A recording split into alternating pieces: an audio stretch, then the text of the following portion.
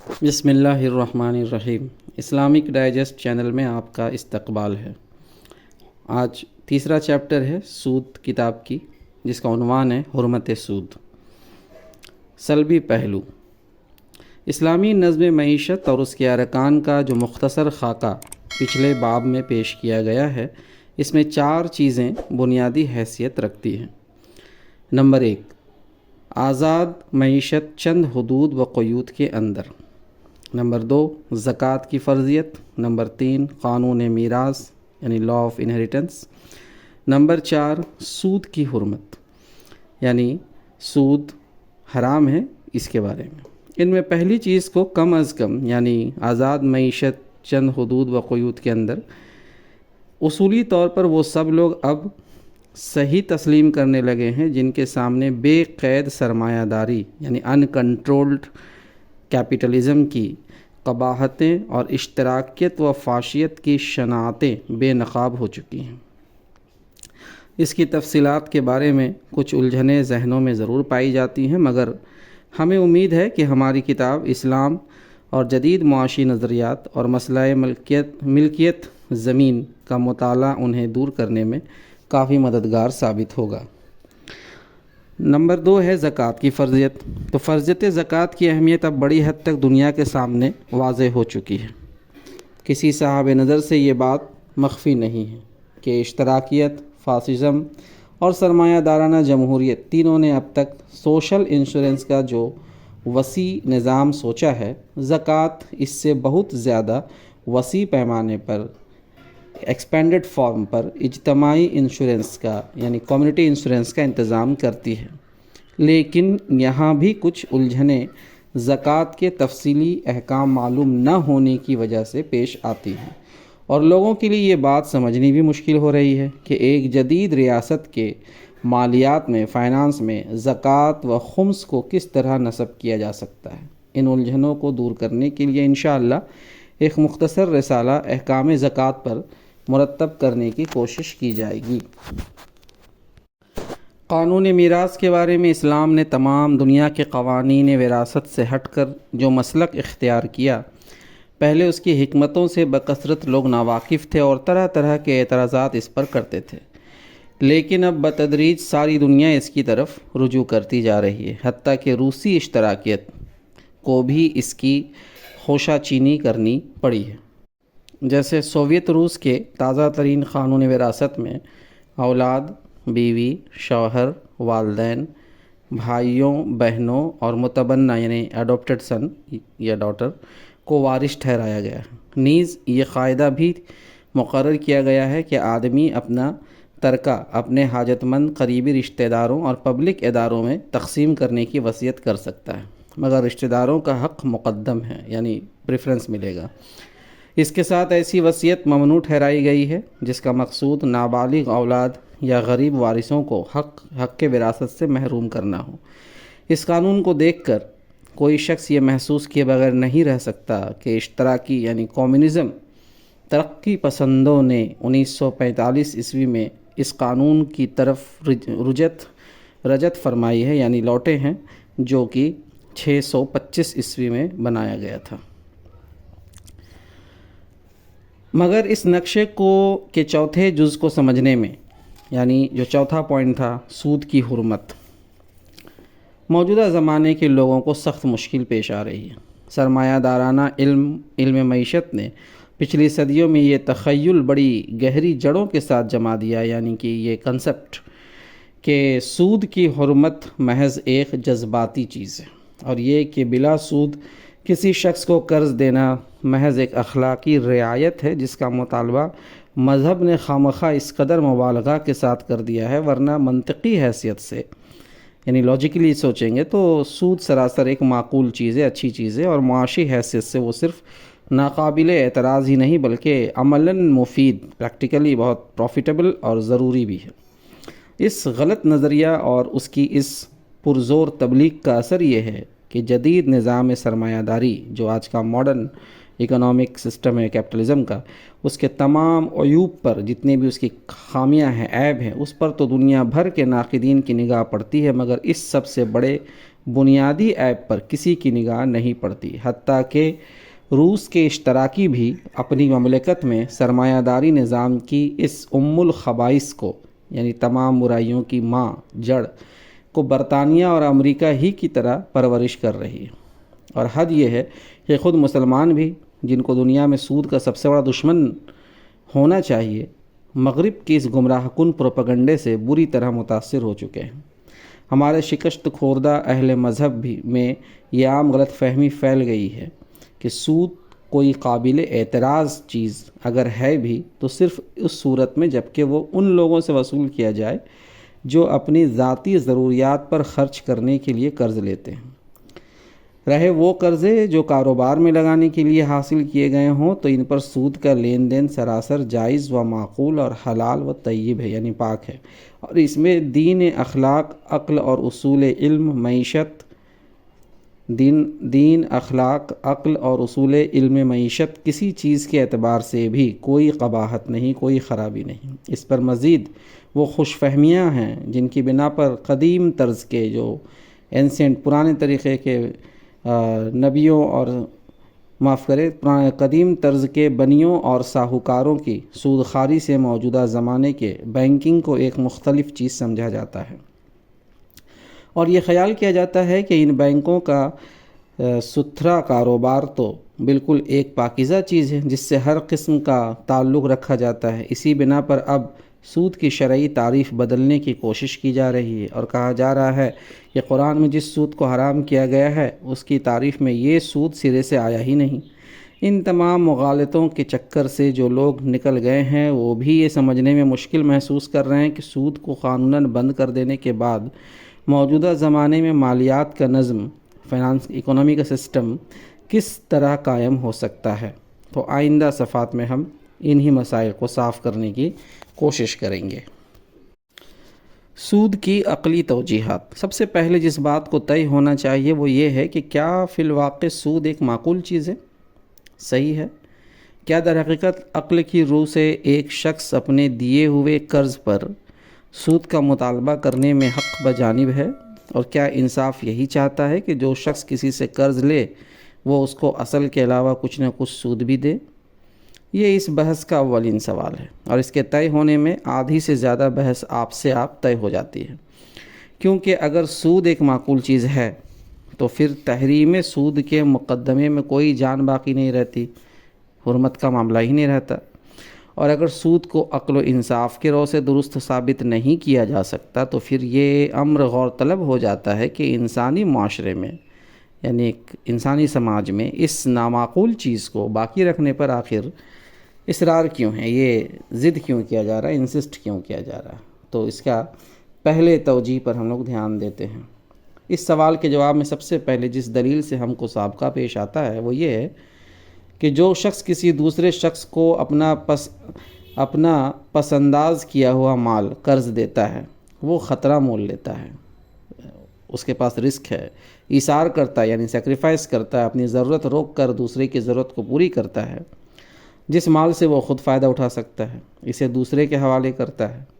قرض لینے والے نے اگر قرض اس لیے لیا ہے کہ اپنی کوئی ذاتی پرسنل جو نیڈ ہے اس سے پوری کر لے تو اس مال کا کرایہ ادا کرنا چاہیے، جس طرح وہ مکان یا فرنیچر یا سواری کا کرایہ ادا کرتا ہے۔ یا کرایہ اس خطرے کا معاوضہ بھی ہوگا جو دائن نے اپنا مال اس کے حوالے کرنے میں برداشت کیا، یعنی اگر گھر دیا ہے تو بھائی اس کو کچھ نقصان بھی تو ہو سکتا ہے، تو اس کے بدلے ملنا چاہیے۔ اور اس امر کا معاوضہ بھی ہوگا کہ دائن نے اپنی محنت سے کمائی ہوئی دولت خود استعمال کرنے کے بجائے اس کو استعمال کرنے کے لیے دے دی ہے۔ اور اگر مدیون یعنی اس کو قرض دیا گیا ہے یہ قرض کسی نفع آور کام میں لگانے کے لیے لیا ہے تو پھر تو دائن یعنی قرض دینے والے اس پر سود مانگنے کا بدرجہ اولا مستحق ہے، اس کو تو ملنا ہی چاہیے۔ جب مدیون اس کی دی ہوئی دولت سے فائدہ اٹھا رہا ہے تو آخر دائن یعنی قرض دینے والا اس فائدے میں سے کیوں نہ حصہ پائے؟ یہ بہت بڑی لاجک ایک پیش کی جاتی ہے کہ قرض دینے والا جو پیسہ دے رہا ہے اس سے تو قرض لینے والا فائدہ اٹھا رہا ہے، بزنس کر رہا ہے، پروفٹ کما رہا ہے، تو ہم اس سے اگر سود لے رہے ہیں اس کے بدلے میں پیسے میں تو ہم بھی تو اپنے دیے ہوئے پیسے سے پروفٹ کما رہے ہیں، کیونکہ میرے ہی پیسے سے وہ پروفٹ کما رہا ہے۔ تو اس لاجک کا یہ حصہ بالکل درست ہے کہ قرض دینے والا اپنا مال دوسرے کے حوالے کرنے میں خطرہ بھی مول لیتا ہے، یہ تو صحیح رسک ہے، اور سیکریفائز بھی کرتا ہے، ایثار بھی کرتا ہے، لیکن اس سے یہ نتیجہ کیسے نکل آیا کہ وہ اس خطرے اور ایثار کی قیمت 5% یا 10% سالانہ یا 6 ماہی یا مہینے کے حساب سے وصول کرنے کا حق رکھتا ہے؟ یہ کیسے طے ہوگا کہ 5% ہی کا ریٹرن ہو؟ اس لیے کہ خطرے کی بنیاد پر جو حقوق معقول طریقے سے اس کو پہنچتے ہیں وہ اس سے زیادہ کچھ نہیں ہے کہ وہ مدیون کی کوئی چیز رہن رکھ لے، یا اس کی کسی چیز کی کفالت پر قرض دے، یا اس سے کوئی ضامن طلب کرے، یا پھر سرے سے خطرہ ہی مول نہ لے اور قرض دینے سے انکار کر دے۔ یعنی جس کو قرض دیا گیا ہے کوئی سامان لے لے، اس کے گارنٹڈ کے طور پر کسی کو کھڑا کر لے، یا پھر اس کا کوئی سامان رکھ لے اپنے پاس میں کہ جب واپس کرو گے تو یہ سامان آپ کو دیں گے، اس سے اس کا رسک کم ہو سکتا ہے، اور نہیں تو قرض دینے کی ضرورت نہیں۔ مگر خطرہ نہ تو کوئی مال تجارت ہے جس کی کوئی قیمت ہو، اور نہ کوئی مکان یا فرنیچر یا سواری ہے کہ اس کا کوئی کرایہ ہو سکے۔ رہا ایثار یعنی قربانی، تو وہ اسی وقت تک ایثار ہے جب تک کہ وہ کاروبار نہ ہو۔ آدمی کو ایثار کرنا ہو تو پھر ایثار ہی کرے، قربانی ہی کرے، سیکریفائس ہی کرے، اور اس اخلاقی فعل کے اخلاقی فوائد پر راضی رہے۔ اور اگر وہ معاوضے کی بات کرتا ہے تو پھر ایثار کا ذکر نہ کرے، بلکہ سیدھی طرح سودا گیری کرے اور بتائے کہ وہ قرض کے معاملے میں اصل رقم کے علاوہ ایک مزید رقم ماہوار یا سالانہ کے حساب سے جو وصول کرتا ہے اس کا آخر وہ کس بنیاد پر مستحق ہے۔ یعنی ایک تو وہ کہے کہ بھائی ہم سیکریفائس کر رہے، تو پھر سیکریفائس کر رہے تو جتا کیوں رہے؟ کیا یہ ہرجانہ ہے؟ مگر جو رقم اس نے قرض دی ہے وہ اس کی ضرورت سے زائد تھی اور اسے وہ خود استعمال بھی نہیں کر رہا تھا، اس لیے یہاں فی الواقع کوئی حرج تو واقع ہی نہیں ہوا کہ اپنے دیے ہوئے اس قرض پر وہ کوئی ہرجانہ لینے کا مستحق ہو۔ یعنی بعض لوگ کہہ سکتے ہیں تو ہرجانہ تو تب ہوتا جب اس کی ضرورت سے زائد پیسہ نہ ہوتا۔ کیا یہ کرایہ ہے؟ مگر کرایہ تو ان چیزوں کا ہوا کرتا ہے جنہیں کرایہ دار کے لیے مہیا کرنے اور درست رکھنے پر آدمی اپنا وقت، محنت اور جو مال خرچ کرتا ہے، اور جو کرایہ دار کے استعمال سے خراب ہوتی ہیں، ٹوٹتی پھوٹتی ہیں اور اپنی قیمت کھوتی رہتی ہیں۔ یہ جو ڈیفینیشن ہے، یہ تعریف اشیاء استعمال مثلا فرنیچر، الماری وغیرہ پر تو صادق آتی ہے، اور انہی کا کرایہ ایک معقول چیز ہے، لیکن اس تعریف کا اطلاق کسی طرح بھی نہ تو اشیاء صرف مثلا گیہوں اور پھل وغیرہ پر ہوتا ہے اور نہ روپے پر ہوتا ہے، جو محض اشیاء اور خدمات خریدنے کا ایک ذریعہ ہے۔ یہ کوئی سامان تو نہیں ہے نا، یہ ایک میڈیم ہے کہ آپ کوئی چیز خرید رہے ہیں، لہٰذا اس کے ٹوٹنے پھوٹنے کا بھی کوئی خطرہ نہیں رہتا ہے، اس لیے ان چیزوں کا کرایہ ایک بے معنی چیز ہے۔ زیادہ سے زیادہ ایک دائن یعنی قرض دینے والا جو کچھ کہہ سکتا ہے وہ یہ ہے کہ میں دوسرے شخص کو اپنے مال سے فائدہ اٹھانے کا موقع دے رہا ہوں، لہٰذا مجھے اس فائدے میں سے حصہ ملنا چاہیے۔ یہ البتہ ایک معقول بات ہے، مگر سوال یہ ہے کہ جس فاقہ کش آدمی نے، یعنی بھوکمری کی حالت میں جو آدمی نے اپنے بھوکے بال بچوں کا پیٹ بھرنے کے لیے تم سے 50 روپے عاریتاً حاصل کیے ہیں، کیا واقعی وہ تمہارے دیے ہوئے غلے، اناج یا روپیے سے ایسا ہی فائدہ اٹھا رہا ہے جس میں سے تم ایک چھٹنگ فی سیر یا 2 روپے فی صد یا ماہوار کے حساب سے اپنا حصہ پانے کے مستحق ہو؟ فائدہ تو وہ بے شک اٹھا رہا ہے، اس استفادے کا موقع بلا شبہ تم نے ہی اسے دیا ہے، لیکن عقل، انصاف، معاشی علم، کاروباری اصول، آخر کس چیز کی رو سے اس فائدے اور اس موقع استفادہ کی یہ نوعیت قرار پاتی ہے کہ تم اس کی ایک مالی قیمت مشخص کرو، اور قرض مانگنے والے کی مصیبت جتنی زیادہ سخت ہو اتنی ہی یہ قیمت بھی زیادہ ہو جائے، اور اس کی مصیبت زدگی کا زمانہ جتنا دراز ہوتا جائے، تمہارے دیے ہوئے اس موقع استفادہ یعنی فائدہ اٹھانے کے موقع کی قیمت بھی مہینوں اور برسوں کے حساب سے اس پر بڑھتی اور چڑھتی چلی جائے۔ تم اگر اتنا بڑا دل نہیں رکھتے کہ ایک ضرورت مند، ایک حاجت مند اور آفت رسیدہ انسان کو اپنی ضرورت سے زائد بچا ہوا مال عطا کر دو، تو حد سے حد جو بات تمہارے لیے معقول ہو سکتی ہے وہ یہ ہے کہ اپنی رقم کی واپسی کا اطمینان کر کے اسے قرض دے دو، اور اگر تمہارے دل میں قرض دینے کی بھی گنجائش نہیں ہے تو بدرجہ آخر یہ بھی ایک معقول بات ہو سکتی ہے کہ تم سرے سے اس کو کچھ نہ دو، مگر کاروبار اور تجارت کی یہ کون سی معقول صورت ہے کہ ایک شخص کی مصیبت اور تکلیف تمہارے لیے نفع اندوزی کا موقع ٹھہرے، بھوکے پیٹ اور جاں بلب مریض تمہارے لیے روپیہ لگانے انویسٹمنٹ کی جگہ قرار پائے، اور انسانی مصائب جتنے بڑھیں اتنے ہی تمہارے نفع کے امکانات بھی بڑھتے چلے جائیں۔ فائدہ اٹھانے کا موقع دینا اگر کسی صورت میں کوئی مالی قیمت رکھتا ہے تو وہ صرف وہ صورت ہے جب کہ روپیہ لینے والا اسے کسی کاروبار میں لگا رہا ہو۔ اس صورت میں روپیہ دینے والا یہ کہنے کا حق رکھتا ہے کہ مجھے اس فائدے میں سے حصہ ملنا چاہیے جو میرے روپیے سے دوسرا شخص فائدہ اٹھا رہا ہے، لیکن یہ ظاہر ہے کہ سرمایہ بجائے خود کوئی منافع پیدا کرنے کی قابلیت نہیں رکھتا، بلکہ وہ منافع صرف اس صورت میں پیدا کرتا ہے جب انسانی محنت و ذہانت اس پر کام کرے۔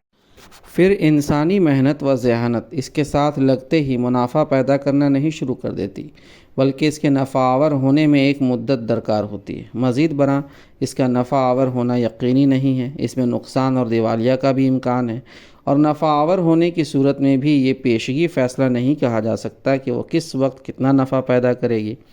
اب یہ بات کس طرح معقول ہو سکتی ہے کہ روپیہ دینے والے کا منافع اسی وقت سے شروع ہو جائے جبکہ انسانی محنت و ذہانت نے اس روپیے کو ابھی ہاتھ ہی لگایا ہو، اور اس کے منافع کی شرح یعنی ریٹ آف انٹرسٹ اور مقدار بھی طے ہو جائے، جبکہ سرمایہ کے ساتھ انسانی محنت کے ملنے سے نفع پیدا ہونا تو نہ تو یقینی ہے اور نہ یہ معلوم ہے کہ اس سے فی الواقع کتنا نفع پیدا ہوگا۔ یعنی کوئی شخص یہ تو نہیں کہہ سکتا کہ اس پرسنٹ ریٹ سے ہم گروتھ کریں گے، اتنا ہمارا ہر مہینے کا پروفٹ ہو جائے گا، تو پھر آپ ریٹ کیسے طے کر دیں گے؟ اس کو لاس بھی ہو سکتا ہے، انسالوینٹ بھی ہو سکتا ہے۔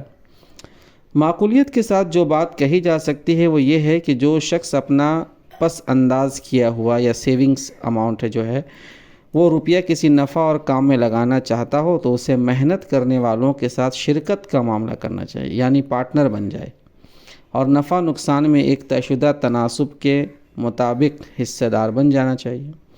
نفع کمانے کا یہ آخر کون سا معقول طریقہ ہے کہ میں ایک شخص کا شریک بننے کے بجائے یعنی پارٹنر بننے کے بجائے اسے 100 روپے قرض دوں اور اس سے کہوں کہ چونکہ تو اس رقم سے فائدہ اٹھائے گا اس لیے تجھ پر میرا یہ حق ہے کہ مجھے مثلاً 1 روپیہ مہینہ اس وقت تک دیتا رہے جب تک تو میرے یہ روپیے تیرے کاروبار میں استعمال ہو رہے۔ سوال یہ ہے کہ جب تک اس سرمایہ کو استعمال کر کے اس کی محنت نے نفع پیدا کرنا نہ شروع کیا ہو اس وقت تک آخر وہ کون سا منافع موجود ہے جس میں سے حصہ مانگنے کا حق مجھے پہنچتا ہو؟ اگر وہ شخص کاروبار میں فائدے کے بجائے نقصان اٹھائے تو میں کس عقل و انصاف کے رو سے یہ ماہوار یعنی منافع اس سے وصول کرنے کا حق رکھتا ہوں؟ اور اگر اس کا منافع 1 روپیہ یا ماہوار سے کم رہے تو مجھے 1 روپیہ ماہوار لینے کا کیا حق ہے؟ اور اگر اس کا کل منافع 1 ہی روپے ہو تو کون سا انصاف یہ جائز رکھتا ہے کہ جس شخص نے مہینہ بھر تک اپنا وقت، محنت، قابلیت اور ذاتی سرمایہ سب کچھ صرف کیا وہ تو کچھ نہ پائے، اور میں جو صرف 100 روپے اس کو دے کر الگ ہو گیا تھا اس کا سارا منافع لے اڑوں؟ ایک بیل بھی اگر تیلی کے لیے دن بھر کولہو چلاتا ہے تو کم سے کم اس سے چارہ مانگنے کا حق تو ضرور رکھتا ہے، مگر یہ سودی قرض ایک کاروباری آدمی کو وہ بیل بنا دیتا ہے جسے کولہو تو دن بھر میرے لیے چلانا چاہیے اور چارہ کہیں اور سے کھانا چاہیے۔ پھر اگر بالفرض ایک کاروباری آدمی کا منافع اس متعین رقم سے زائد بھی رہے اور جو قرض دینے والے نے سود کے طور پر اس کے ذمہ لگائی ہو، تب بھی عقل، انصاف، اصول تجارت یعنی پرنسپل آف بزنس اور قانون معیشت کسی چیز کی رو سے بھی اس بات کو معقول ثابت نہیں کیا جا سکتا کہ تاجر یعنی بزنس مین، صنع یا انڈسٹریلسٹ، کاشتکار یعنی فارمرز اور دوسرے تمام وہ لوگ جو اصل عاملین پیدائش ہیں یعنی کہ پروڈکشنز کے ایکچول کام تو یہی لوگ کرے، پروڈیوسرز ہیں، جو سوسائٹی کی ضروریات تیار اور فراہم کرنے میں اپنے اوقات صرف کرتے ہیں، محنتیں برداشت کرتے ہیں، دماغ لڑاتے ہیں اور اپنے جسم و ذہن کی ساری قوتیں کھپا دیتے ہیں، ان سب کا فائدہ تو مشتبہ اور غیر معین ہو مگر صرف اس ایک آدمی کا فائدہ یقینی ہو، کنفرم۔ اور معین ہوں جس نے اپنی پس انداز کی ہوئی رقم قرض دے دی ہے، ان سب کے لیے تو نقصان کا خطرہ بھی ہو مگر اس کے لیے خالص نفع کا گارنٹی ہو۔ ان سب کے نفع کی شرح بازار کی قیمتوں کے ساتھ گرتی اور چڑھتی رہے، مگر یہ ایک اللہ کا بندہ جو نفع اپنے لیے طے کر چکا وہ اسے جوں کا تو ماہ با ماہ سال بہ سال ملتا رہے۔ اس مقام پر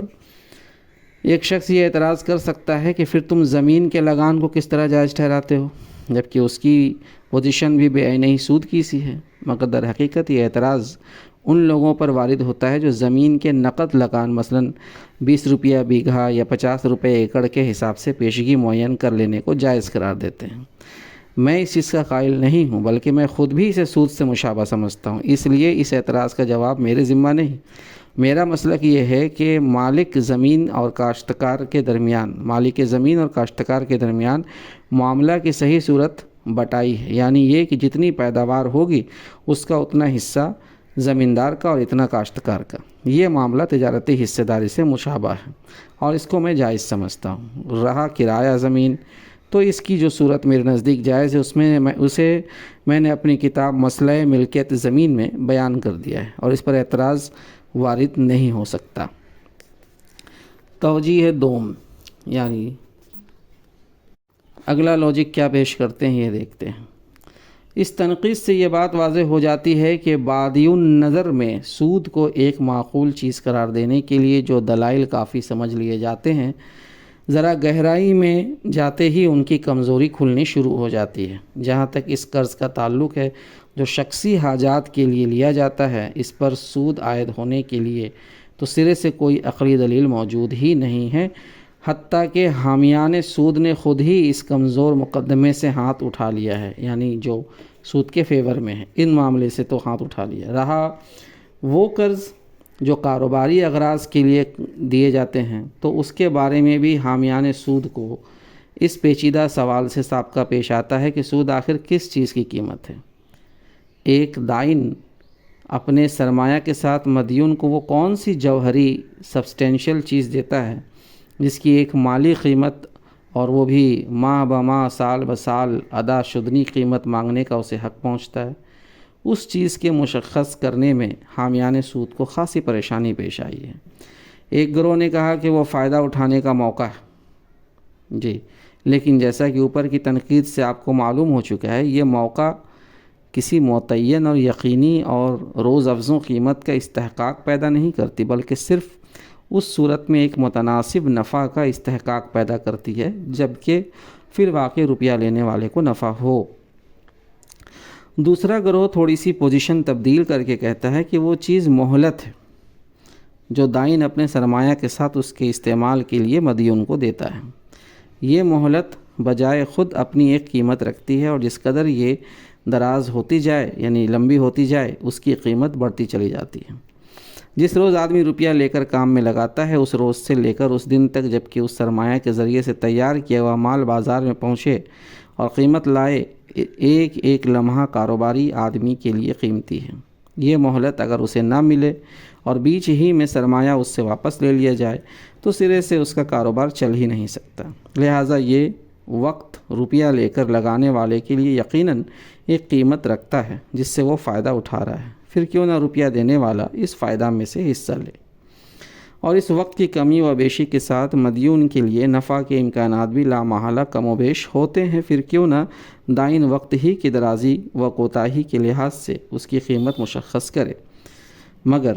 یہاں پھر یہ سوال پیدا ہوتا ہے کہ آخر روپیہ دینے والے کو کس ذریعہ علم سے معلوم ہو گیا کہ جو شخص کام لگانے کے لیے اس سے روپیہ لے رہا ہے وہ ضرور نفع ہی حاصل کرے گا، نقصان سے دوچار نہ ہوگا؟ اور پھر یہ اس نے کیسے جانا کہ اس کا نفع بھی لازماً اس قدر فیصدی رہے گا کہ اتنا ہی % رہے گا؟ لہٰذا ضرور اتنے فیصدی اس کو روپیہ دینے والے کا حصہ ادا کر دینا چاہیے۔ اور پھر اس کے پاس یہ حساب لگانے کا آخر کیا ذریعہ ہے کہ وہ وقت جس کے دوران میں مدیون کو اپنے روپیے کے استعمال کی مہلت دے رہا ہے لازماً ہر مہینے اور ہر سال اتنا نفع لاتا رہے گا؟ لہٰذا ضرور اس کی ماہوار یا سالانہ قیمت قرار پانی چاہیے۔ ان سوالات کا کوئی معقول جواب حامیان سود کے پاس نہیں ہے۔ اس لیے بات پھر وہیں آ جاتی ہے کہ کاروباری معاملات میں اگر کوئی چیز معقول ہے تو وہ صرف نفع و نقصان کی شرکت اور متناسب حصہ داری ہے، نہ کہ سود جو ایک متعین شرح کے ساتھ عائد کر دیا جائے۔ توجیہ سوم۔ ایک اور گروہ کہتا ہے کہ نفع آوری سرمایہ کی ذاتی صفت ہے، لہٰذا ایک شخص کا دوسرے کے فراہم کردہ سرمایہ کو استعمال کرنا بجائے خود اس امر کا استحقاق پیدا کرتا ہے کہ دائن سود مانگے اور مدیون ادا کرے۔ سرمایہ یہ قوت رکھتا ہے کہ اشیاء ضرورت کی تیاری و فراہمی میں مددگار ہو۔ سرمایہ کی مدد سے اتنا سامان تیار ہوتا ہے جتنا اس کی مدد کیے بغیر نہیں ہو سکتا۔ سرمایہ کے مدد شامل حال ہونے سے زیادہ مقدار میں زیادہ اچھا مال تیار ہوتا ہے اور اچھی قیمت دینے والی منڈیوں تک پہنچ سکتا ہے، ورنہ کم اور گھٹیا تیار ہوتا ہے اور ایسے مواقع پر نہیں پہنچ سکتا جہاں زیادہ قیمت مل سکے۔ یہ ثبوت ہے اس امر کا کہ نفع آوری ایک ایسی صفت ہے جو سرمایہ کی ذات میں ودیت کر دی گئی ہے، لہٰذا مجرد اس کا استعمال ہی سود کا استحقاق پیدا کرتا ہے۔ لیکن اول تو یہ دعویٰ ہی بدایتاً غلط ہے کہ سرمایہ میں نفع آوری نام کی کوئی ذاتی صفت پائی جاتی ہے۔ یہ صفت تو اس میں صرف اس وقت پیدا ہوتی ہے جب کہ آدمی اسے لے کر کسی مثمر کام میں لگائے، یعنی فائدہ بخش کام میں۔ صرف اسی صورت میں تم یہ کہہ سکتے ہو کہ یہ روپیہ لینے والا چونکہ اس سے ایک نافع کام لے رہا ہے اس لیے اسے نفع میں حصہ دینا چاہیے۔ مگر جو شخص بیماری میں علاج پر صرف کرنے کے لیے یا کسی میت کے تجہیز و تکفین کے لیے روپیہ قرض لے رہا ہے، اس کے پاس یہ سرمایہ آخر کون سی معاشی قدر پیدا کرتا ہے جس میں حصہ بٹانے کا حق دائن کو پہنچتا ہے؟ پھر جو سرمایہ نفع آور کاموں میں لگایا جاتا ہے وہ بھی لازماً زیادہ قیمت ہی پیدا نہیں کرتا ہے کہ یہ دعویٰ کیا جا سکے کہ نفع بخشی اس کی ذاتی صفت ہے۔ بسا اوقات کسی کام میں زیادہ سرمایہ لگا دینے سے نفع بڑھنے کے بجائے گھٹ جاتا ہے، یہاں تک کہ الٹے نقصان کی نوبت آ جاتی ہے۔ آج کل تجارتی دنیا پر تھوڑی تھوڑی مدت بعد جو بحرانی دورے یعنی کرائسس پڑتے رہتے ہیں، ان کی وجہ یہی تو ہے کہ جب سرمایہ دار کا کاروبار میں بے تحاشا سرمایہ لگاتے چلے جاتے ہیں اور پیداوار بڑھنی شروع ہوتی ہے تو قیمتیں گرنے لگتی ہے اور افزوئی مال کے ساتھ ارزانی قدر رفتہ رفتہ اس حد کو پہنچ جاتی ہے کہ سرمایہ لگانے سے کسی نفع کو توقع باقی نہیں رہتی۔ مزید برآں سرمایہ میں نفع آوری کی اگر کوئی صفت ہے بھی تو اس کا قوت سے فعل میں آنا بہت سی دوسری چیزوں پر منحصر ہے، مثلا اس کے استعمال کرنے والوں کی محنت، قابلیت، ذہانت اور تجربہ کاری، دوران استعمال میں معاشی، تمدنی اور سیاسی حالات کی سازگاری، آفات زمانہ سے محفوظیت، یہ اور ایسے ہی دوسرے امور نفع بخشی کے لازمی شرائط ہیں۔ ان میں سے کوئی ایک شرط بھی نہ پائی جائے تو بسا اوقات سرمایہ کی ساری نفع بخشی ختم ہو جاتی ہے بلکہ الٹی نقصان میں تبدیل ہو جاتی ہے۔ مگر سودی کاروبار میں سرمایہ دینے والا نہ تو خود ان شرطوں کو پورا کرنے کی ذمہ داری لیتا ہے اور نہ ہی مانتا ہے کہ اگر ان میں سے کسی شرط کے مفقود ہو جانے سے اس کا سرمایہ نفع آور نہ ہو سکا تو وہ کوئی سود لینے کا حقدار نہ ہوگا۔ وہ تو اس بات کا مدعی ہے کہ اس کے سرمایہ کا استعمال بجائے خود ایک متعین شرح کے ساتھ سود کا استحقاقی پیدا کرتا ہے، خواہ فی الواقع کوئی نفع آوری اس سے ظہور میں آئی ہو یا نہ آئی ہو۔ بدرجہ آخر اگر یہ بھی مان لیا جائے کہ سرمایہ کی ذات ہی میں نفع بخشی موجود ہے جس کی بنا پر سرمایہ دینے والا نفع میں سے حصہ پانے کا مستحق ہے، تب بھی آخر وہ کون سا حساب ہے جس سے تعین کے ساتھ یہ بات معلوم ہو جاتی ہے کہ آج کل سرمایہ کی نفع بخشی لازماً اس قدر ہے، لہٰذا جو لوگ سرمایہ لے کر استعمال کرے ان کو لازماً اس شرح سے سود ادا کرنا چاہیے۔ اور اگر یہ بھی تسلیم کر لیا جائے کہ زمانہ حال کے لیے اس شرح کا تعین کسی حساب سے ممکن ہے تو ہم یہ سمجھنے سے تو بالکل ہی قاصر ہیں کہ جس سرمایہ دار نے 1949 عیسوی میں کسی کاروباری ادارے کو 10 سال کے لیے اور کسی دوسرے ادارے کو 20 سال کے لیے رائج الوقت شرح سود پر قرض دیا تھا، اس کے پاس یہ معلوم کرنے کا آخر کیا ذریعہ تھا کہ آئندہ 10 اور 20 سال کے دوران میں سرمایہ کی نفع بخشی ضرور آج ہی کے معیار پر قائم رہے گی، خصوصاً جب کہ 1959 میں بازار کی شرح سود 1949 سے بالکل مختلف ہو،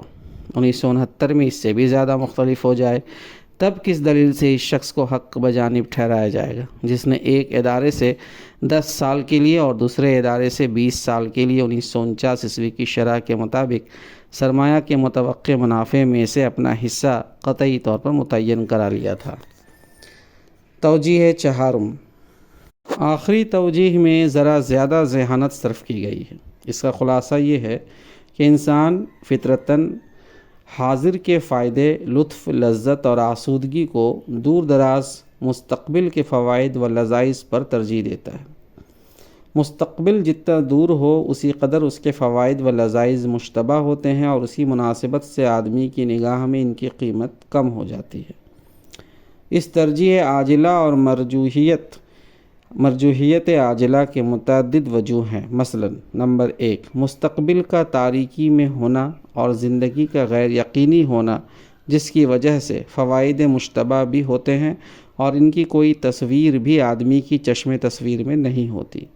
بخلاف اس کے آج جو نقد فائدہ حاصل ہو رہا ہے وہ یقینی بھی ہے اور اس کو آدمی بچشم سر بھی دیکھ رہا ہے۔ نمبر 2، جو شخص اس وقت حاجت مند ہے اس کی حاجت کا اس وقت پورا ہو جانا اس کے لیے اس سے بہت زیادہ قیمت رکھتا ہے کہ آئندہ کسی موقع پر اس کو وہ چیز ملے جس کا ممکن ہے کہ وہ اس وقت حاجت مند ہو اور ممکن ہے کہ نہ ہو۔ نمبر 3، جو مال اس وقت مل رہا ہے وہ بالفعل کارآمد اور قابل استعمال ہے، اس لحاظ سے وہ اس مال پر فوقیت رکھتا ہے جو آئندہ کسی وقت حاصل ہوگا۔ ان وجہوں سے حاضر کا نقد فائدہ مستقبل کے مشتبہ فائدے پر ترجیح رکھتا ہے، لہٰذا آج جو شخص ایک رقم قرض لے رہا ہے اس کی قیمت لازماً اس رقم سے زیادہ ہے جو وہ کل دائن کو ادا کرے گا، اور سود وہ قدر زائد ہے جو ادائیگی کے وقت اصل کے ساتھ شامل ہو کر اس کی قیمت کو اس رقم کے برابر کرتی ہے جو قرض دیتے وقت دائن نے اس کو دی تھی۔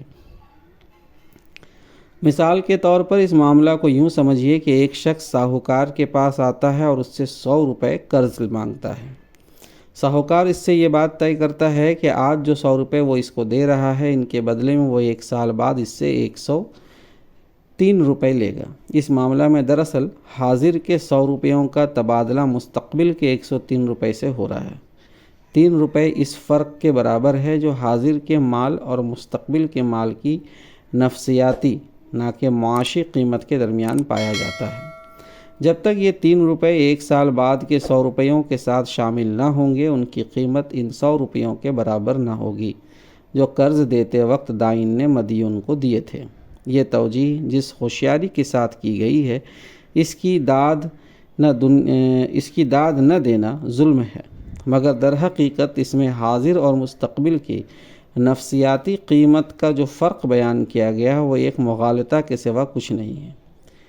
کیا فی الواقع انسانی فطرت حاضر کو مستقبل کے مقابلہ میں زیادہ اہم اور زیادہ قیمتی سمجھتی ہے؟ اگر یہ بات ہے تو کیا وجہ ہے کہ بیشتر لوگ اپنی ساری کمائی کو آج ہی خرچ کر ڈالنا مناسب نہیں سمجھتے بلکہ اس کے ایک حصے کو مستقبل کے لیے بچا رکھنا زیادہ پسند کرتے ہیں؟ شاید آپ کو 1% بھی ایسے آدمی نہ ملیں گے جو فکر فرد اس سے بے نیاز ہوں اور آج کے لطف و لذت پر اپنا سارا مال اڑا دینے کو ترجیح دیتے ہیں۔ کم از کم 99% انسانوں کا حال تو یہی ہے کہ وہ آج کی ضرورتوں کو روک کر کل کے لیے کچھ نہ کچھ سامان کر رکھنا چاہتے ہیں، کیونکہ مستقبل میں پیش آنے والی بہت سی متوقع اور ممکن ضرورتیں اور اندیشناک صورتیں ایسی ہوتی ہیں جن کا خیالی نقشہ آدمی کی نگاہ میں ان حالات کی بنسبت زیادہ بڑا اور اہم ہوتا ہے جس سے وہ اس وقت کی کسی نہ کسی طرح شتم پشتم گزرے جا رہا ہے۔ پھر وہ ساری دوڑ دھوپ اور تگ و دو جو ایک انسان زمانہ حال میں کرتا ہے، اس سے مقصود آخر اس کے سوا کیا ہوتا ہے کہ اس کا مستقبل بہتر ہو۔ اپنی آج کی محنتوں کے سارے ثمرات آدمی اسی کوشش میں تو کھپاتا ہے کہ اس کے آنے والے ایام زندگی آج سے زیادہ اچھی طرح بسر ہو۔ کوئی احمق سے احمق آدمی بھی بمشکل آپ کو ایسا مل سکے گا جو اس قیمت پر اپنے حاضر کو خوش آئند بنانا پسند کرتا ہو کہ اس کا مستقبل خراب ہو جائے یا کم از کم آج سے زیادہ بدتر ہو۔ جہالت و نادانی کی بنا پر آدمی ایسا کر جائے یا کسی وقتی خواہش کے طوفان سے مغلوب ہو کر ایسا کر گزرے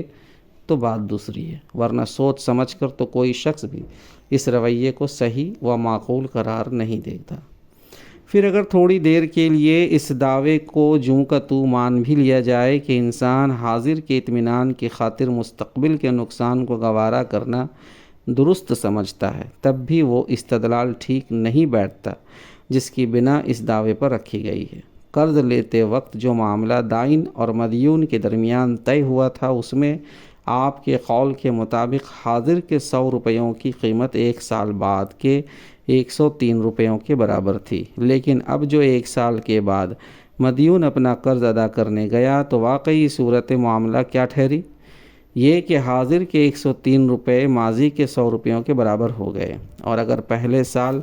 مدیون قرض ادا نہ کر سکا تو دوسرے سال کے خاتمے پر ماضی بعید کے 100 روپیوں کی قیمت حاضر کے 106 روپے کے برابر ہو گئی۔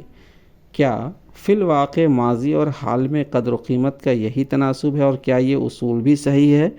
کہ جتنا ماضی پرانا ہوتا جائے اس کی قیمت بھی حال کے مقابلے بڑھتی چلی جائے؟ کیا پہلے گزری ہوئی ضرورتوں کی آسودگی آپ کے لیے اتنی ہی قابل قدر ہے کہ جو روپیہ آپ کو ایک مدت دراز پہلے ملا تھا اور جس کو خرچ کر کے آپ کبھی کا نسین منسین کر چکے ہیں، وہ آپ کے لیے زمانے کے ہر ساتھ گزرنے پر حاضر کے روپیے سے زیادہ قیمتی ہوتا چلا جائے گا، یہاں تک کہ اگر آپ کو 100 روپے استعمال کیے ہوئے 50 برس گزر چکے ہوں تو اب ان کی قیمت 250 روپے کے برابر ہو جائے۔ شرح سود کی معقولیت، یعنی سود کے جو پرسنٹیج طے ہوتے ہیں، یہ ہے ان دلائل کی کل کائنات جو سود خواری کے وکیل اس کو عقل و انصاف کے رو سے ایک جائز و مناسب چیز ثابت کرنے کے لیے پیش کرتے ہیں۔ تنقید سے آپ کو معلوم ہو گیا کہ معقولیت سے اس ناپاک چیز کو دور کا بھی کوئی تعلق نہیں ہے۔ کسی وزنی دلیل سے بھی اس بات کی کوئی معقول وجہ پیش نہیں کی جا سکتی کہ سود کیوں لیا اور دیا جائے، لیکن یہ عجیب بات ہے کہ جو چیز اس قدر غیر معقول تھی، مغرب کے علماء اور مفکرین نے اس کو بالکل بدیہیات و مسلمات میں شامل کر لیا، اور نفس سود کی معقولیت کو گویا ایک طے شدہ اور مانی ہوئی حقیقت فرض کر کے ساری گفتگو اس امر پر مرکوز کر دی کہ شرح سود معقول ہونی چاہیے۔ دور جدید کے مغربی لٹریچر میں یہ بحث تو آپ کو کم ہی ملے گی کہ سود بجائے خود لینے اور دینے کے لائق چیز ہے بھی یا نہیں۔ البتہ جو کچھ بھی رد و قدح آپ ان کے ہاں دیکھیں گے وہ زیادہ تر اس امر سے متعلق ہوگی کہ فلاں شرح سود بیجا اور حد سے بڑھی ہوئی ہے، اس لیے قابل اعتراض ہے، اور فلاں شرح معقول ہے، اس لیے قابل قبول ہے۔ مگر کیا فی الواقع کوئی شرح سود معقول بھی ہے؟ تھوڑی دیر کے لیے ہم اس سوال کو نظر انداز کیے دیتے ہیں کہ جس چیز کا بجائے خود معقول ہونا ثابت نہیں کیا جا سکتا، اس کی شرح کے معقول یا نامعقول ہونے کی بحث پیدا ہی کہاں ہوتی۔ اس سوال سے قطع نظر کر کے ہم صرف یہ معلوم کرنا چاہتے ہیں کہ آخر وہ کون سی شرح سود ہے جس کو فطری اور معقول کہا جاتا ہے، اور ایک شرح کے لیے بے جا یا بجا ہونے کا آخر معیار کیا ہے، اور کیا در حقیقت دنیا کے سودی کاروبار میں شرح سود کا تعین کسی عقلی یعنی ریشنل بنیاد پر ہو رہا ہے؟ اس سوال کی جب ہم تحقیق کرتے ہیں تو اولین حقیقت جو ہمارے سامنے آتی ہے وہ یہ ہے کہ معقول شرح سود نامی کوئی چیز دنیا میں کبھی نہیں پائی گئی ہے۔ اس سوال کو جب ہم تحقیق کرتے ہیں تو اولین حقیقت جو ہمارے سامنے آتی ہے وہ یہ ہے کہ معقول شرح سود نامی کوئی چیز دنیا میں کبھی نہیں پائی گئی ہے۔ مختلف شرحوں کو مختلف زمانوں میں معقول ٹھہرایا گیا ہے اور بعد میں وہی شرح نامعقول قرار دی گئی ہیں۔ مختلف شرحوں کو مختلف زمانوں میں معقول ٹھہرایا گیا ہے اور بعد میں وہی شرحیں نامعقول قرار دی گئی ہیں، بلکہ ایک ہی زمانہ میں ایک جگہ معقول شرح کچھ ہے اور دوسری جگہ کچھ اور۔ قدیم ہندو دور میں کوتلیہ کی تصریح کے مطابق 15 سے 60% سالانہ تک شرح سود بالکل معقول اور جائز سمجھی جاتی تھی، اور اگر خطرہ زیادہ ہو تو اس سے بھی زیادہ شرح ہو سکتی تھی۔ 18ویں صدی کے وسط آخر اور 19ویں صدی کے وسط اول میں ہندوستانی ریاستوں کے جو مالی معاملات ایک طرف دیسی ساہوکاروں سے اور دوسری طرف ایسٹ انڈیا کمپنی کی حکومت سے ہوتے تھے، ان میں بالعموم 48% سالانہ شرح رائج تھی۔ 1914 سے 18 عیسوی کی جنگ عظیم کے زمانہ میں حکومت ہند نے 6.5% سالانہ سود پر جنگی قرضے حاصل کیے۔ 1920 عیسوی اور 1930 عیسوی کے درمیان کوآپریٹو سوسائٹیوں میں عام شرح سود 12 سے 15% تک رہی۔ 1930 عیسوی اور 1940 کے دوران میں ملک کی عدالتیں 9% سالانہ کے قریب شرح کو معقول قرار دیتی رہیں۔ دوسری جنگ عظیم کے لگ بھگ زمانے میں ریزرو بینک آف انڈیا کا ڈسکاؤنٹ ریٹ 3% سالانہ مقرر ہوا اور یہی شرح دوران جنگ میں بھی قائم رہی، بلکہ 3.25% پر بھی حکومت ہند کو قرضے ملتے رہے۔ یہ تو ہے خود ہمارے اپنے بر اعظم کا حال، ادھر یورپ کو دیکھیے تو وہاں بھی آپ کو کچھ ایسا ہی نقشہ نظر آئے گا۔ 16ویں صدی کے وسط میں انگلستان میں 10% شرح بالکل معقول قرار دی گئی تھی۔ 1920 عیسوی کے قریب زمانے میں یورپ کے بعد سینٹرل بینک آف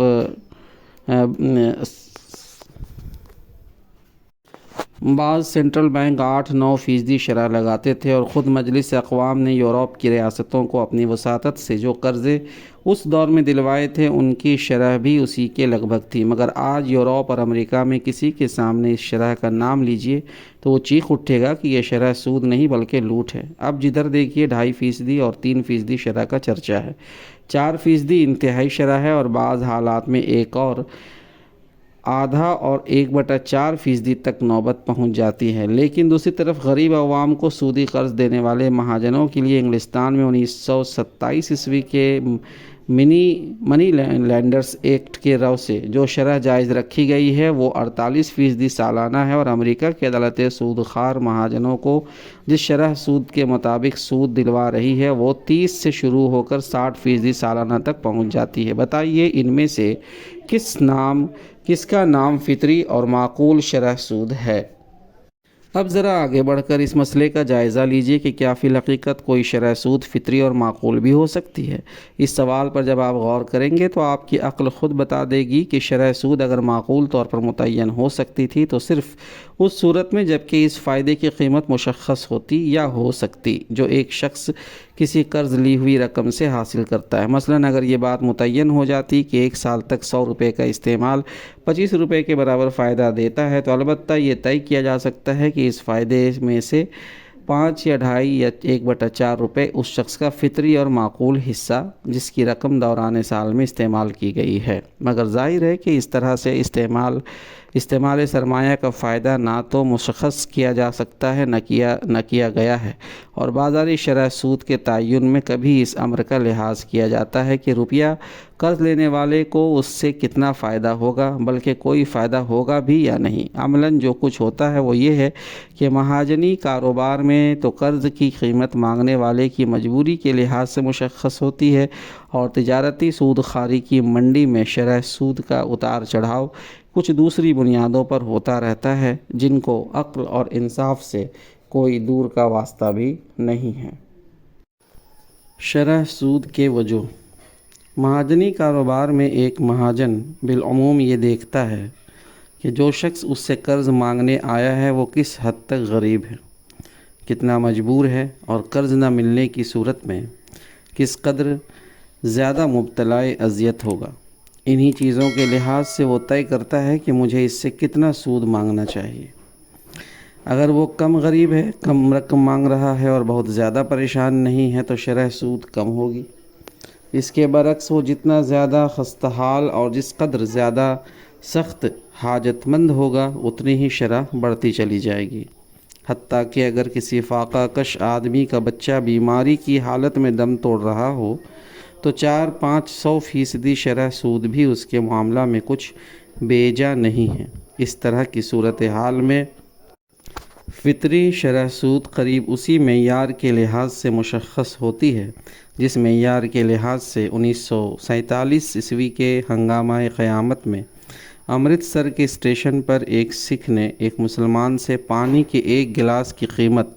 فطری 300 روپے وصول کی تھی، کیونکہ اس کا بچہ پیاس سے مر رہا تھا اور پناہ گزینوں کی ٹرین سے کوئی مسلمان نیچے اتر کر خود پانی نہیں لے سکتا تھا۔ رہا دوسری قسم کا بازار مالیات، تو اس میں شرح سود کا تعین اور اس کا اتار چڑھاؤ جن بنیادوں پر ہوتا ہے، ان کے بارے میں ماہرین معاشیات کے دو مسلک ہیں۔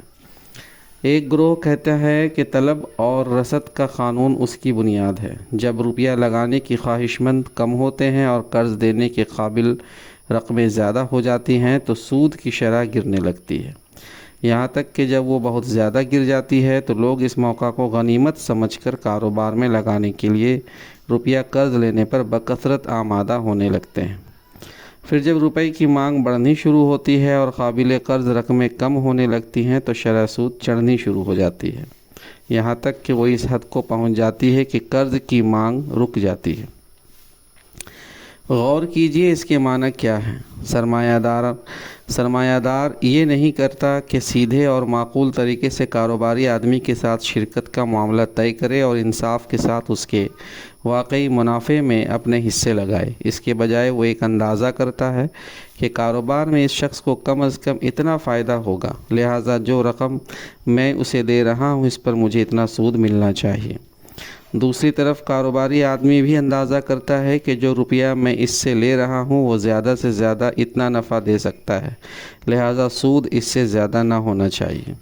دونوں قیاس یعنی اسپیکولیشن سے کام لیتے ہیں۔ سرمایہ دار ہمیشہ کاروبار کے منافع کا مبالغہ آمیز تخمینہ کرتا ہے اور کاروباری آدمی نفع کی امیدوں کے ساتھ نقصان کے اندیشوں کو بھی سامنے رکھتا ہے۔ اس بنا پر دونوں کے درمیان تعاون کے بجائے ایک دائمی کشمکش برپا رہتی ہے۔ جبکہ کاروباری آدمی نفع کی امید پر سرمایہ لگانا چاہتا ہے تو سرمایہ دار اپنے سرمایہ کی قیمت بڑھانی شروع کر دیتا ہے، یہاں تک کہ اتنی بڑھ جاتا ہے کہ اس قدر شرح سود پر روپیہ لے کر کام میں لگانا کسی طرح نفع بخش نہیں رہتا۔ اس طرح آخرکار روپے کا کام میں لگنا بند ہو جاتا ہے اور معاشی ترقی کی رفتار یکایک رک جاتی ہے۔ پھر جب کساد و بازاری کا سخت دورہ پوری کاروباری دنیا پر پڑ جاتا ہے اور سرمایہ دار دیکھتا ہے کہ اس کی اپنی تباہی قریب آ لگی ہے تو وہ شرح سود کی اس حد تک گرا دیتا ہے کہ کاروباری آدمیوں کو اس شرح پر روپیہ لے کر لگانے میں نفع کی امید ہو جاتی ہے اور صنعت و تجارت کے بازار میں پھر سرمایہ آنا شروع ہو جاتا ہے۔ اس سے صاف ظاہر ہے کہ اگر معقول شرائط پر سرمایہ اور کاروبار کے درمیان حصے دارانہ تعاون ہوتا تو ایک ہموار طریقے سے دنیا کی معیشت کا نظام چل سکتا تھا، لیکن جب قانون نے سرمایہ دار کے لیے سود پر روپیہ چلانے کا راستہ کھول دیا تو سرمایہ اور کاروبار کے باہمی تعلقات میں سٹہ بازی اور جواری پن کی روح داخل ہو گئی اور شرح سود کی کمی و بیشی ایسے قماربازانہ طریقے پر ہونے لگی جن کی بدولت پوری دنیا کی معاشی زندگی ایک دائمی بحران میں مبتلا رہتی ہے۔ دوسرا گروہ شرح سود کی توجہ اس طرح کرتا ہے کہ جب سرمایہ دار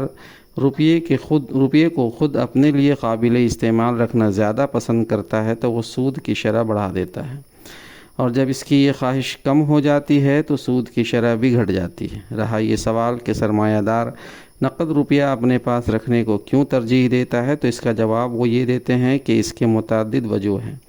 کچھ نہ کچھ روپیہ اپنی ذاتی یا کاروباری ضرورتوں کے لیے رکھنا ضروری ہوتا ہے اور کچھ نہ کچھ ناگہانی حالات اور غیر متوقع ضروریات کے لیے بھی محفوظ رکھنا پڑتا ہے۔ مثلاً کسی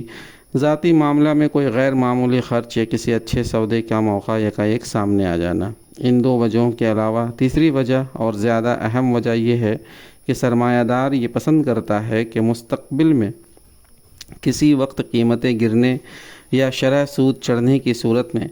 فائدہ اٹھانے کے لیے اس کے پاس نقد روپیہ کافی موجود رہے۔ اب سوال پیدا ہوتا ہے کہ ان وجوہ کی بنیاد پر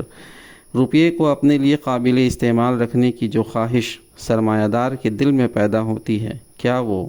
گھٹتی بڑھتی ہے کہ اس کا اثر شرح سود کے اتار چڑھاؤ کی صورت میں ظاہر ہوتا ہے؟ اس کے جواب میں وہ کہتے ہیں کہ ہاں، مختلف شخصی، اجتماعی، سیاسی اور معاشی اسباب سے کبھی یہ خواہش بڑھ جاتی ہے، اس لیے سرمایہ دار شرح سود بڑھا دیتا ہے اور کاروبار کی طرف سرمایہ آنا کم ہو جاتا ہے، اور کبھی اس خواہش میں کمی آ جاتی ہے، اس لیے سرمایہ دار شرح سود گھٹا دیتا ہے، اور اس کے گھٹنے کی وجہ سے لوگ تجارت و صنعت میں لگانے کے لیے زیادہ سرمایہ قرض لینے لگتے ہیں۔ اس خوشنما توجیہ کے پیچھے ذرا جھانک کر دیکھیے کہ کیا چیز چھپی ہوئی ہے۔ جہاں تک خانگی ضروریات یا ذاتی کاروبار کی ضروریات کا تعلق ہے، ان کی بنا پر معمولی اور غیر معمولی سب طرح کے حالات میں سرمایہ دار کی یہ خواہش کہ وہ سرمایہ کو اپنے لیے قابل استعمال رکھے،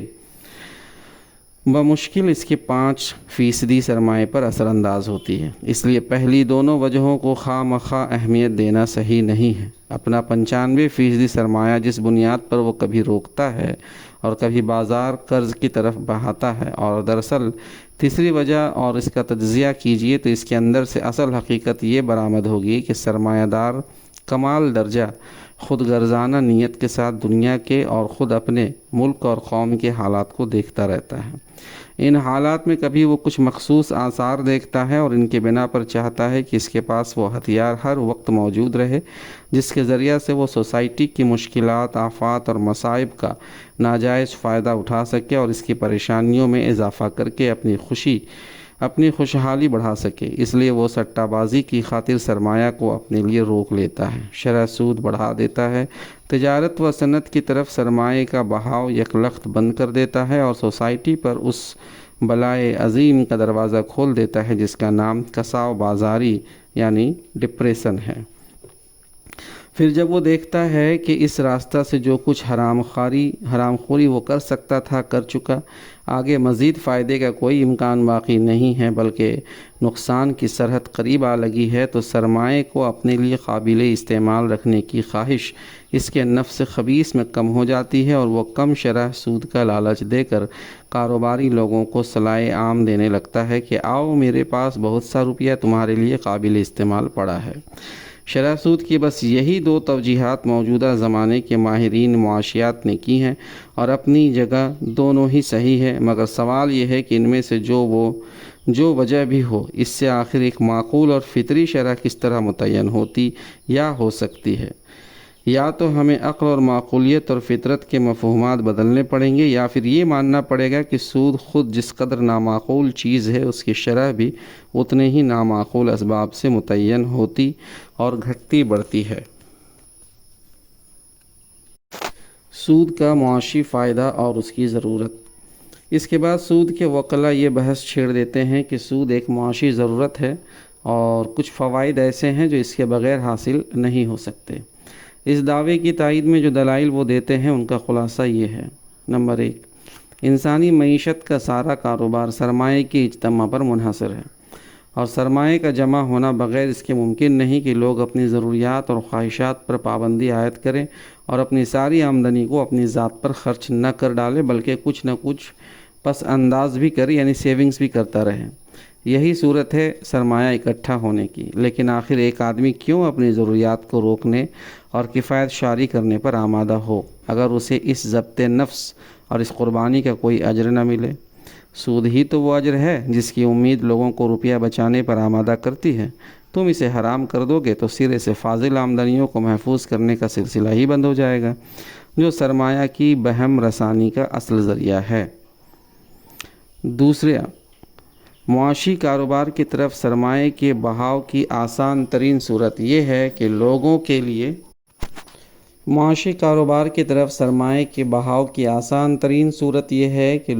لیے اپنی جمع شدہ دولت کو سود پر چلانے کا دروازہ کھلا رہے۔ اس طرح سودی کا لالچ ان سے جمع کراتا ہے، پھر سود ہی کا لالچ ان کو اس بات پر بھی آمادہ کرتا رہتا ہے کہ اپنی پس انداز کی ہوئی رقموں کو بیکار نہ ڈال رکھیں بلکہ کاروباری لوگوں کے حوالہ کر دیں اور ایک مقررہ شرح کے مطابق سود وصول کرتے رہیں۔ اس دروازے کو بند کرنے کے معنی یہ ہیں کہ نہ صرف روپیہ جمع کرنے کا ایک اہم ترین محرک غائب ہو جائے، بلکہ جو تھوڑا بہت سرمایہ جمع ہو وہ بھی کاروبار میں لگنے کے لیے حاصل نہ ہو سکے۔ نمبر 3، سود صرف یہی نہیں کرتا کہ سرمایہ جمع کراتا اور اسے کاروبار کی طرف کھینچ کر لاتا ہے، بلکہ وہی اس کے غیر مفید استعمال کو روکتا بھی ہے۔ اور شرح سود وہ چیز ہے جو بہترین طریقہ سے آپ اس امر کا انتظام کرتی رہتی ہے کہ سرمایہ کاروبار کی مختلف ممکن تجویزوں میں سے ان تجویزوں کی طرف جائے جو ان میں سب سے زیادہ بارآور ہوں، یعنی زیادہ فائدہ دیتا ہو۔ اس کے سوا کوئی تدبیر ایسی سمجھ میں نہیں آتی جو مختلف عملی تجویزوں میں سے نافع کو غیر نافع سے اور زیادہ نافع کو کم نافع سے ممیز کر لے اور نفع کی طرف سرمایہ کا رخ پھیرتی رہے۔ تم سود کو اڑا دو گے تو اس کا نتیجہ یہ ہوگا کہ اول تو لوگ بڑی بے پرواہی سے سرمایہ استعمال کرنے لگیں گے، یعنی اپنے پیسے کو، پھر بلا لحاظ نفع و نقصان ہر طرح کے الٹے سیدھے کاموں میں اسے لگانا شروع کر دیں گے۔ نمبر 4، قرض وہ چیز ہے جو انسانی زندگی کی ناگزیر ضروریات میں سے ہے۔ افراد کو بھی اپنے ذاتی معاملات میں اس کی ضرورت پیش آتی ہے، کاروباری لوگوں کو بھی آئے دن اس کی حاجت رہتی ہے، اور حکومتوں کا کام بھی اس کے بغیر نہیں چل سکتا۔ اس کثرت سے اتنے بڑے پیمانے پر قرض کی بہم رسانی آخر نری خیرات کے بل پر کہاں تک ہو سکتی ہے؟ اگر تم صاحب سرمایہ لوگوں کو سود کا لالچ نہ دو گے اور اس امر کا اطمینان بہم نہ پہنچاؤ گے کہ ان کے راس المال کے ساتھ ان کا سود بھی ان کو ملتا رہے گا، تو وہ بمشکل ہی قرض دینے پر آمادہ ہوں گے، اور اس طرح قرضوں کی بہم رسائی رک جانے کا نہایت برا اثر پوری معاشی زندگی پر مترتب ہوگا۔ ایک غریب آدمی کو اپنے برے وقت پر مہاجن سے قرض مل تو جاتا ہے، سود کا لالچ نہ ہو تو اس کا مردہ بے کفن ہی پڑا رہ جائے اور کوئی اس کی طرف مدد کا ہاتھ نہ بڑھائے۔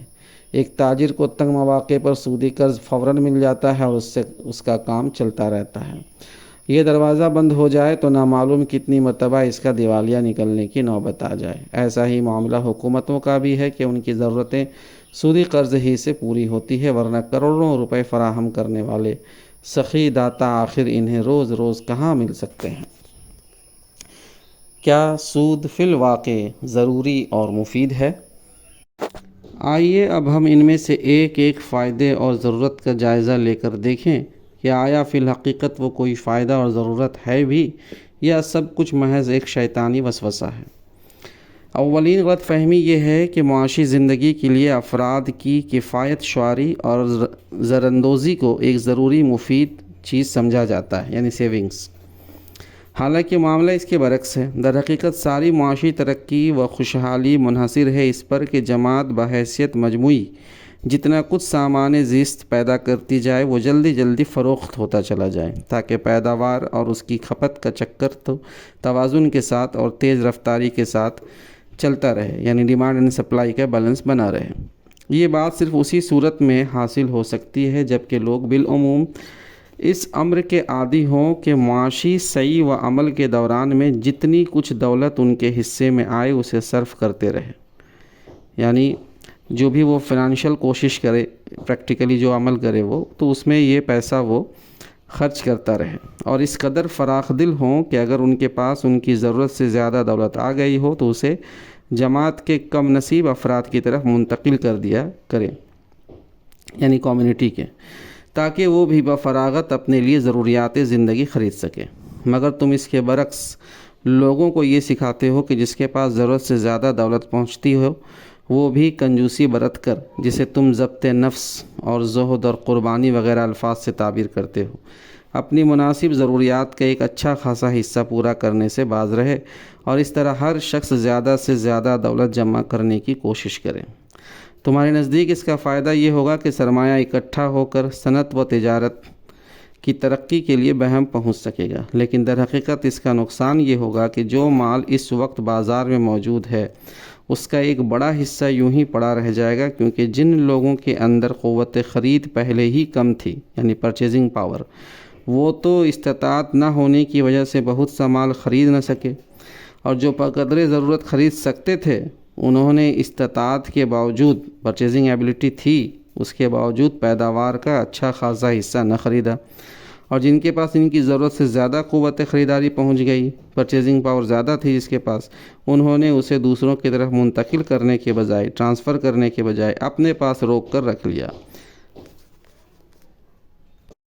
اب اگر ہر معاشی چکر یعنی اکنامک سائیکل میں یہی ہوتا رہے کہ بقدر ضرورت اور زائد از ضرورت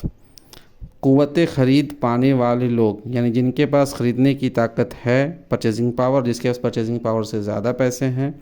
اس کے باوجود اپنی اس قوت کے بڑے حصے کو نہ تو خود پیداوار کے خریدنے میں استعمال کرے، یعنی پروڈکٹ نہ خریدے،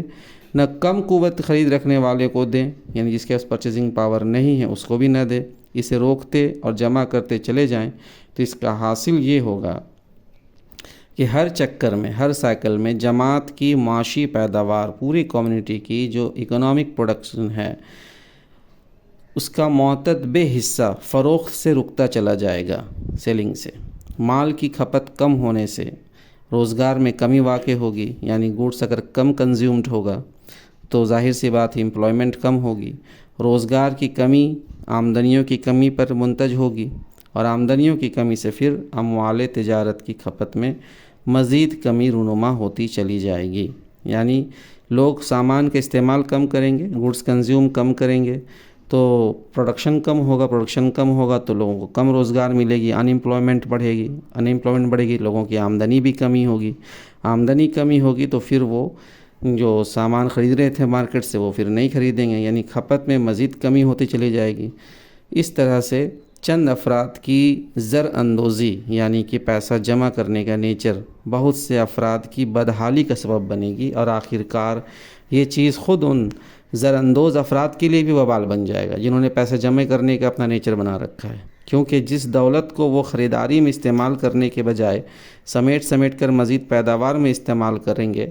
آخر اس کے ذریعے تیار کی ہوئی پیداوار کھپے گی کہاں؟ خود تو پروڈکشن کے لیے ہی نہ پیسہ رکھیں کہ کہیں انویسٹ کریں گے تو اس کے پروڈکشن سے جو پھر فائدہ ہوگا اس سے ہم سود وصولیں گے۔ تو جب جناب کسی کے پاس میں اب ارننگ ہے ہی نہیں، آمدنی ہے ہی نہیں، تو خریدے گا کون؟ وہ مال کھپت کہاں ہوگا؟ کنزیوم کون کرے گا؟ یعنی ڈیمانڈ ہی نہیں رہے گا، سپلائی کریں گے کیسے آپ؟ اس حقیقت پر اگر غور کیا جائے تو معلوم ہوگا کہ اصل معاشی ضرورت تو ان اسباب اور محرکات کو دور کرنا ہے جن کی بنا پر افراد اپنی آمدنیوں کو خرچ کرنے کے بجائے روک رکھنے اور جمع کرنے کی طرف مائل ہوتے ہیں۔ ساری جماعت کی معاشی فلاح یہ چاہتی ہے کہ ایک طرف اجتماعی طور پر ایسے انتظامات کر دیے جائیں جن کی بدولت ہر شخص کو اپنے برے وقت پر مالی مدد مل جایا کرے، تاکہ وہ لوگوں کو اپنی آمدنیاں جمع کرنے کی حاجت ہی نہ محسوس ہو، یعنی کمیونٹی ہی اس کا انتظام کر دے کہ ایکسیڈنٹل کوئی ضرورت پڑ جائے گی تو وہ اس کی ہیلپ ہو جائے گی، تو یہ مسئلہ ہی نہیں رہے گا۔ دوسری طرف جمع شدہ دولت پر زکوٰۃ عائد کی جائے تاکہ لوگوں کے اندر جمع کرنے کا میلان کم ہو کہ بھائی جتنا زیادہ پیسہ ایکسٹرا جمع ہوگا اس پر ہمیں زکوٰۃ دینی پڑے گی، اور اس کے باوجود جو دولت رک جائے اس کا ایک حصہ بہرحال ان لوگوں تک پہنچتا رہے جنہوں نے گردش دولت میں سے کم حصہ پایا ہے، یعنی جو اکنامک سائیکل ہے اس میں سے۔ لیکن تم اس کے برعکس سود کا لالچ دے دے کر لوگوں کے طبعی بخل کو، اس کے اندر جو ایک نیچرل ٹائپ ہے بخیلی، اس کو اور زیادہ اکساتے ہو، اور جو بخیل نہیں ہیں ان کو بھی یہ سکھاتے ہو کہ وہ خرچ کرنے کے بجائے مال جمع کرے۔ پھر اس غلط طریقے سے اجتماعی مفاد کے خلاف پورے نیشن کا نقصان اس میں ہوتا ہے۔ جو سرمایہ اکٹھا ہوتا ہے اس کو تم پیدائش دولت کے کاروبار کی طرف لاتے بھی ہو تو سود کے راستے سے لاتے ہو۔ یہ اجتماعی مفاد پر تمہارا دوسرا ظلم ہے۔ اگر یہ اکٹھی کی ہوئی دولت اس شرط پر کاروبار میں لگتی کہ جتنا کچھ منافع کاروبار میں ہوگا اس میں سے سرمایہ دار کو تناسب کے مطابق، ریشیو کے مطابق حصہ مل جائے گا، تب بھی چندہ مذائقہ نہ تھا کہ مگر تم اس کو اس شرط پر بازار مالیات میں لاتے ہو کہ کاروبار میں چاہے منافع ہو یا نہ ہو، اور چاہے کم منافع ہو یا زیادہ، بہرحال سرمایہ دار اس قدر فیصدی منافع ضرور پائے گا۔ اس طرح تم نے اجتماعی معیشت کو دوہرا نقصان پہنچایا۔ ایک نقصان وہ جو روپیہ خرچ نہ کرنے اور روک رکھنے سے پہنچا، اور دوسرا یہ کہ جو روپیہ روکا گیا تھا وہ اجتماعی معیشت کی طرف پلٹا بھی تو حصہ داری کے اصول پر کاروبار میں شریک نہیں ہوا، بلکہ قرض بن کر پورے معاشرے کی صنعت و تجارت پر لد گیا، اور تمہارے قانون نے اس کو یقینی منافع کی ضمانت دے دی۔ اب تمہارے اس غلط نظام کی وجہ سے صورتحال یہ ہو گئی کہ معاشرے کے بکثرت افراد اس قوت خریداری کو جو انہیں حاصل ہوتی ہے اجتماعی پیداوار کی خریداری میں صرف کرنے کے بجائے روک روک کر ایک سود طلب قرضے کی شکل میں معاشرے کے سر پر ڈالا، معاشرے کے سر پر لادتے چلے جاتے ہیں، اور معاشرہ اس روز افزوں پیچیدگی میں مبتلا ہو گیا ہے کہ آخر وہ اس ہر لحظہ بڑھنے والے قرض و سود کو کس طرح ادا کرے، جبکہ اس سرمایے سے تیار کیے ہوئے مال کی کھپت بازار میں مشکل ہے اور مشکل تر ہوتی جا رہی ہے۔ لاکھوں کروڑوں آدمی اسے اس لیے نہیں خریدتے کہ ان کے پاس خریدنے کے لیے پیسہ نہیں، اور ہزارہا آدمی اس کو اس لیے نہیں خریدتے کہ وہ اپنی قوت خریداری کو مزید سود طلب قرض بنانے کے لیے روکتے چلے جا رہے ہیں۔ تم اس سود کا یہ فائدہ بتاتے ہو کہ اس کے دباؤ کی وجہ سے کاروباری آدمی مجبور ہوتا ہے کہ سرمایہ کے فضول استعمال سے بچے اور اس کو زیادہ سے زیادہ نفع بخش طریقے سے استعمال کرے۔ تم شرح سود کی یہ کرامت بیان کرتے ہو کہ وہ خاموشی کے ساتھ کاروبار کی ہدایت و رہنمائی کا فریضہ انجام دیتی رہتی ہے، اور یہ اسی کا نقصان ہے کہ سرمایہ اپنے بہاؤ کے لیے تمام ممکن راستوں میں سے اس کاروبار کے راستوں کو چھانٹ لیتا ہے جو سب سے زیادہ نافع ہوتا ہے۔ لیکن ذرا اپنی اس سخن سازی کے پردے کو ہٹا کر دیکھو کہ اس کے نیچے اصل حقیقت کیا چھپی ہوئی ہے۔ دراصل سود نے پہلی خدمت تو یہ انجام دی کہ فائدے اور منفعت، پروفٹ کی تمام دوسری تفسیریں اس کے فیض سے متروک ہو گئی، سب سائیڈ ہو گئے، اور ان الفاظ کا صرف ایک ہی مفہوم باقی رہ گیا، یعنی مالی فائدہ، فائنانشل پروفٹ، اور مادی منفعت، میٹریلسٹک پروفٹ۔ اس طرح سارے سرمایہ کو بڑی یکسوئی حاصل ہو گئی۔ پہلے وہ ان راستوں کی طرف بھی چلا جایا کرتا تھا جن میں مالی فائدے کے سوا کسی اور قسم کا فائدہ ہوتا تھا، مگر اب وہ سیدھا ان راستوں کا رخ کرتا ہے جدھر مالی فائدے کا یقین ہوتا ہے۔ پھر دوسری خدمت وہ اپنی شرح خاص کے ذریعے سے یہ انجام دیتا ہے کہ سرمایہ کے مفید استعمال کا معیار، یعنی جو اسٹینڈرڈ ہے، سوسائٹی کا فائدہ نہیں بلکہ صرف سرمایہ دار کا فائدہ بن جاتا ہے۔ شرح سود یہ طے کر دیتی ہے کہ سرمایہ اس کام میں صرف ہوگا جو مثلاً 6% سالانہ یا اس سے زیادہ منافع سرمایہ دار کو دے سکتا ہے۔ اس سے کم نفع دینے والے کوئی کام اس قابل نہیں ہے کہ اس پر مال صرف کیا جائے۔ اب فرض کیجئے کہ ایک اسکیم سرمایہ کے سامنے یہ آتی ہے کہ ایسے مکانات تعمیر کیے جائیں جو آرام دہ بھی ہوں اور جنہیں غریب لوگ کم کرایہ پر لے سکیں، اور دوسری اسکیم یہ آتی ہے کہ ایک شاندار سنیما تعمیر کیا جائے۔ پہلی اسکیم 6% سے کم منافع کی امید دلاتی ہے اور دوسری اسکیم اس سے زیادہ نفع دیتی نظر آتی ہے۔ دوسرے حالات میں تو اس کا امکان تھا کہ یہ سرمایہ نادانی کے ساتھ پہلی اسکیم کی طرف بہہ جاتا، یا کم از کم ان دونوں کے درمیان متردد ہو کر استخارہ کرنے کی ضرورت محسوس کرتا، مگر یہ شرح سود کا فیض ہدایت ہے کہ وہ سرمایہ کو بلا تعامل دوسری اسکیم کا راستہ دکھاتا ہے، اور پہلی اسکیم کو اس طرح پیچھے پھینکتا ہے کہ سرمایہ اس کی طرف آنکھ اٹھا کر بھی نہیں دیکھتا۔ اس پر مزید کرامت شرح سود میں یہ ہے کہ وہ کاروباری آدمی کو مجبور کر دیتی ہے کہ وہ ہر ممکن طریقہ سے ہاتھ پاؤں مار کر اپنے منافع کو اس حد سے اوپر ہی اوپر رکھنے کی کوشش کرے جو سرمایہ دار نے کھینچ دی ہے، خواہ اس غرض کے لیے اس کو کیسے ہی غیر اخلاقی طریقے اختیار کرنے پڑے۔ مثلاً اگر کسی شخص نے ایک فلم کمپنی قائم کی ہے اور جو سرمایہ اس میں لگا ہوا ہے اس کی شرح سود 6% سالانہ ہے،